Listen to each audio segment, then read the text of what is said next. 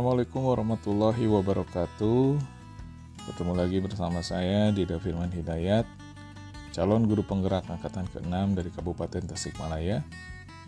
Kali ini saya akan mencoba memaparkan koneksi antar materi modul 2.3, yaitu kaitan antar coaching dengan modul-modul sebelumnya. Ini adalah bahasan atau batasan bahasan yang akan saya coba paparkan. Pertama adalah definisi coaching, coaching dalam pendidikan, paradigma berpikir coaching, kompetensi coaching, alur coaching, keterkaitan coaching dan materi sebelumnya, lalu kesimpulan. Kita masuk ke definisi coaching. Coaching merupakan hubungan yang berlandaskan kemitraan dengan coachee dalam suatu percakapan yang kreatif dan memacu pemikiran coachee sehingga mampu memaksimalkan potensi pribadi dan profesionalismenya. Dengan kata lain, coaching menjadi kendaraan bagi coachee untuk memaksimalkan segala potensi yang dia miliki untuk menyelesaikan masalah-masalah yang dia hadapi. Coaching dalam pendidikan. Coaching merupakan salah satu proses menuntun untuk mengoptimalkan potensi peserta didik dengan pertanyaan-pertanyaan reflektif yang efektif. Hal ini sejalan dengan konsep pendidikan menurut Ki Hajar Dewantara. Pendidikan adalah sebuah proses menuntun kodrat alam peserta didik sehingga mampu menghadapi kodrat zamannya. Baik coaching ataupun mendidik adalah proses menuntun dan memiliki kaitan yang erat berdasarkan tujuannya, yaitu mengoptimalkan potensi peserta didik. Paradigma berpikir coaching. Paradigma berpikir coaching terdiri dari 4 hal. Yang pertama adalah fokus pada coachee. Dengan kata lain, dalam pendidikan, yaitu berfokus pada peserta didik itu sendiri.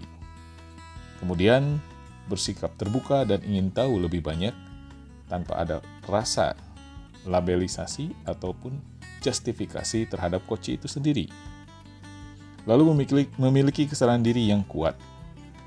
Maksud dari kesadaran diri yang kuat adalah bagaimana seorang coachee harus memiliki kesadaran penuh terhadap apa yang dia hadapi ataupun masalah-masalah yang dilontarkan oleh coachee sehingga mampu memberikan ruang ataupun memberikan fasilitas kendaraan sehingga coachee mampu memanfaatkan segala potensi yang ada dalam dirinya.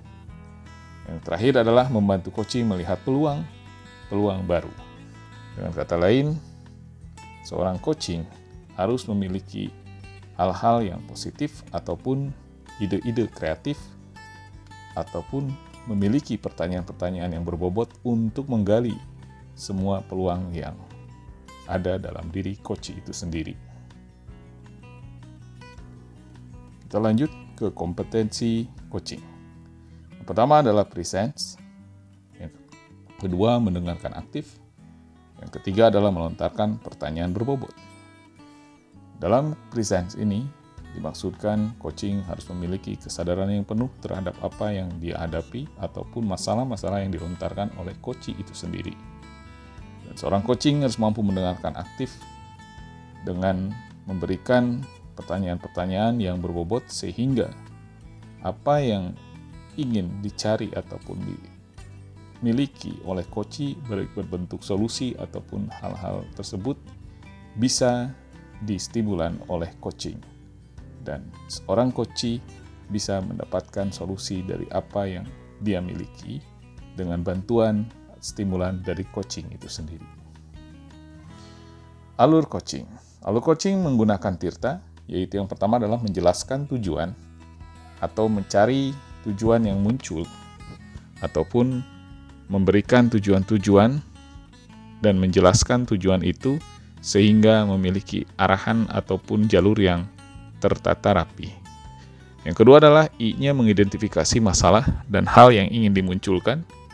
Kemudian R-nya membuat rencana aksi dalam penyelesaian masalah. Lalu yang terakhir adalah TA, tanggung jawab dengan rencana yang sudah dibuat dalam pelaksanaannya. Sehingga bisa dikatakan ini adalah alur tirta.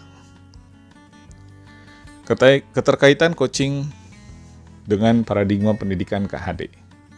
Coaching erat kaitannya dengan proses menuntun dalam pendidikan dan merupakan akar pemikiran KHD tentang pendidikan terhadap peserta didik yang menuntun kodrat alam untuk menghadapi kodrat zaman.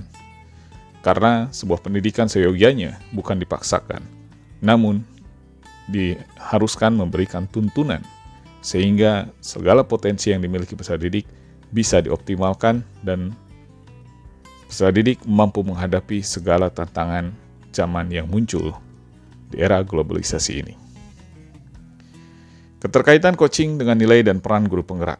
Coaching berkaitan erat dengan nilai dan peran guru penggerak, yaitu sebagai kendaraan yang mengantarkan setiap potensi yang ada, dengan kata lain, yang dimiliki peserta didik untuk mencapai tujuan pendidikan nasional, karena guru penggerak memiliki peran sebagai jembatan antara potensi dan tujuan pendidikan nasional, sehingga peserta didik mampu mengeluarkan potensi menurut minat bakatnya tanpa melupakan tujuan pendidikan nasional itu sendiri. Dan peran guru penggerak di sini adalah menjembatani atau memfasilitasi atau menjadi kendaraan bagi peserta didik itu sendiri. Dengan kata lain, sangat berkaitan dengan coaching. Keterkaitan coaching dengan visi guru penggerak. Coaching merupakan cara mengidentifikasi masalah dengan tahap alur tirta sebagai salah satu pijakan terbentuk visi guru penggerak itu sendiri dengan mengedepankan bagja. Lalu keterkaitan coaching dengan budaya positif. Coaching mengedepankan budaya positif tanpa adanya justifikasi dan pelabelan sehingga sejalan dalam penerapan disiplin positif ataupun segitiga restitusi itu sendiri, yaitu berpusat pada peserta didik dan alur identifikasi permasalahan yang ditimbulkan oleh peserta didik itu sendiri, sehingga mampu mencari solusi dari keyakinan positif dirinya sendiri. Keterkaitan coaching dengan berdiferensiasi dan KSE.